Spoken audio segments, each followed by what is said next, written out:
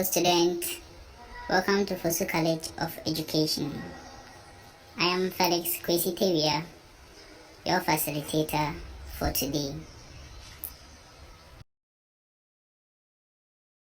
Previous lesson, we talked about a rank scale and we explained rank scale as the arrangement of grammatical units according to size, that is, from the highest to the lowest unit.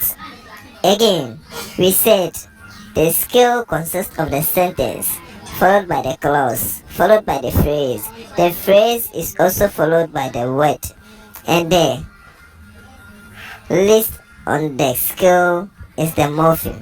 So in today's lesson, our discussion will be on the morpheme, which is the smallest in the grammatical rank scale. Okay, after today's lesson, we have to be able to explain what a morpheme is. 2. Examples of morphemes. 3. The various types of morphemes. And finally, the examples of the various types of morphemes.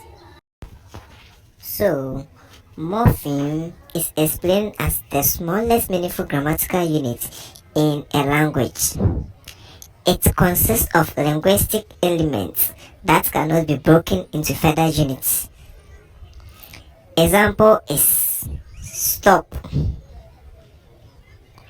In English, the word stop cannot be broken into further units, so it is a morpheme.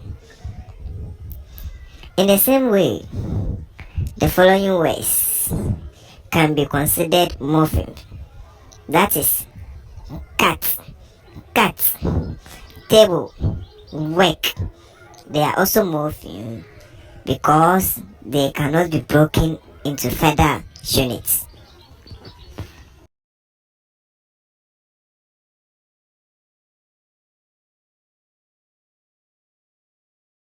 Morphemes are grouped into two basic types. They are free morpheme and bound morpheme. Let's take the various types of morpheme one after the other.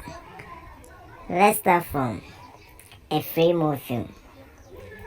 A free morpheme is a kind of morpheme which can stand on its own. Example: quick, slow, table, work, cat. These words can stand on their own and make meaning. That's why they are free morpheme. 2. Let's look at the bound morpheme. The bound morpheme is the kind of morpheme which cannot stand on its own. For example, the word teacher has two morphemes. That is, the teach and the er. You can see clearly that the word teach is a free morpheme and makes sense, whilst er is meaningless. It can only be meaningful unless it is attached to the free morpheme, which is teach, to produce a new word called teacher. Again, the bound morpheme is meaningless unless it is attached to a free morpheme.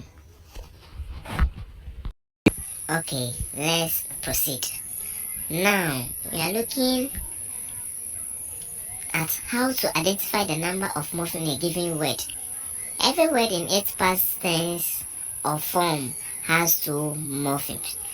Example: the word stopped. Stopped is the past tense of the word stop. So, stop is made up of two morphemes, which is the stop plus the past tense maker, which is the ed. So, the word stopped has two morphemes. Remember, I told you that every word in its past tense has two morphemes. Okay, let's look at example 2, which is sang. Sang is also in past tense. We know sang is the past tense of the word sink. So sang also have two morphemes, which is sing plus the past tense marker. Now, let's look at these few examples of morphemes. We have beautifully. The word beautifully has three morphemes. That is beauty plus full plus the ly. The beauty on its own is meaningful. When the full is added to the beauty, it will be beautiful, which is also meaningful, plus the ly, beautifully, that is also meaningful. Let's look at example 2. We have nouns. Nouns. The nouns has two morphemes, which is noun plus s, giving you two morphemes. Then the third one is vegetables, also has two morphemes. The vegetable on its own is meaningful and a morpheme. When the s is added to the vegetables, it will provide two morphemes. But let's put it in our mind that the vegetable on its own is meaningful. So when the s is added, it will become vegetables, and it is meaningful. So vegetable plus s will give you two morphemes. Okay, the free morpheme is also grouped into two, and they are the lexical morphemes and grammatical or functional morphemes.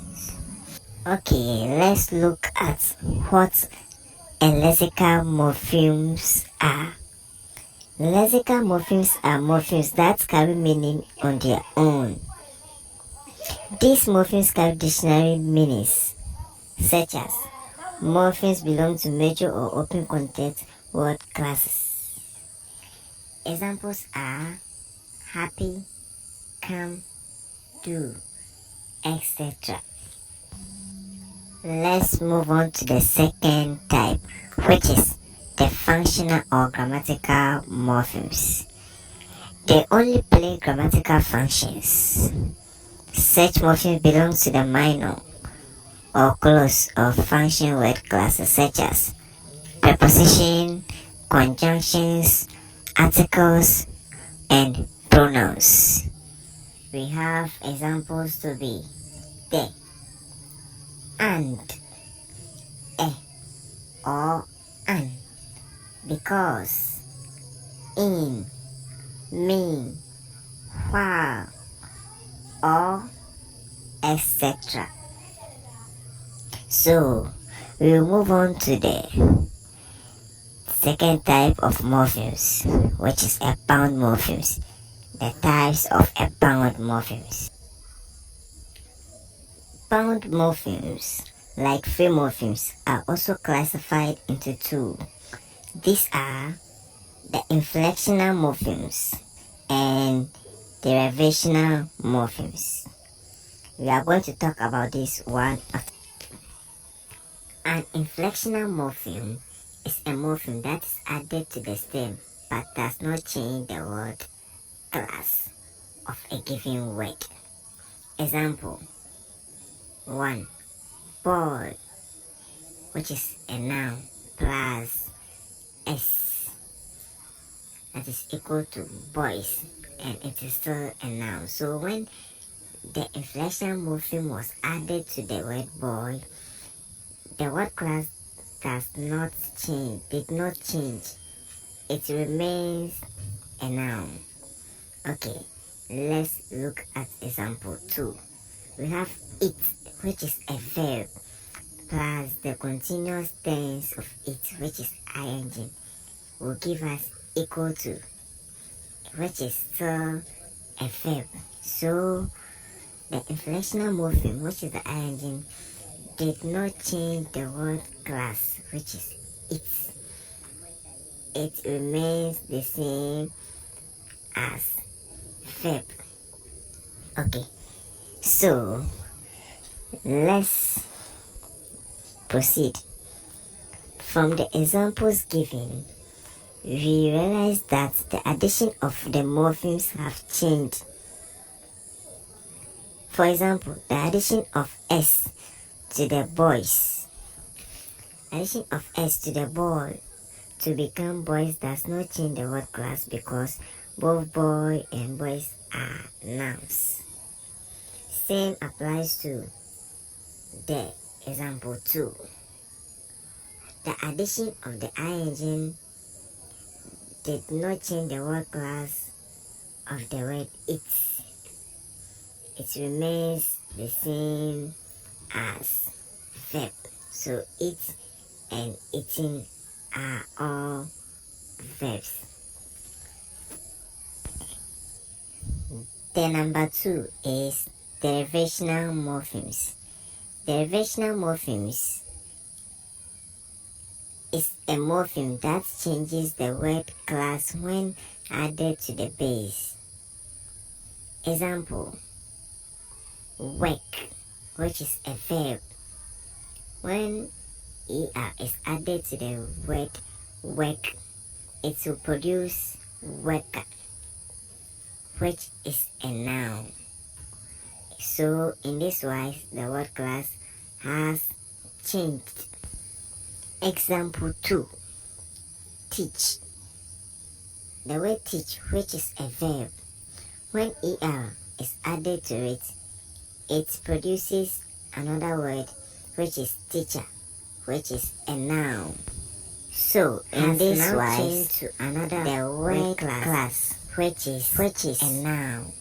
So a verb, the word class, which is verb, has changed to another word class called a noun.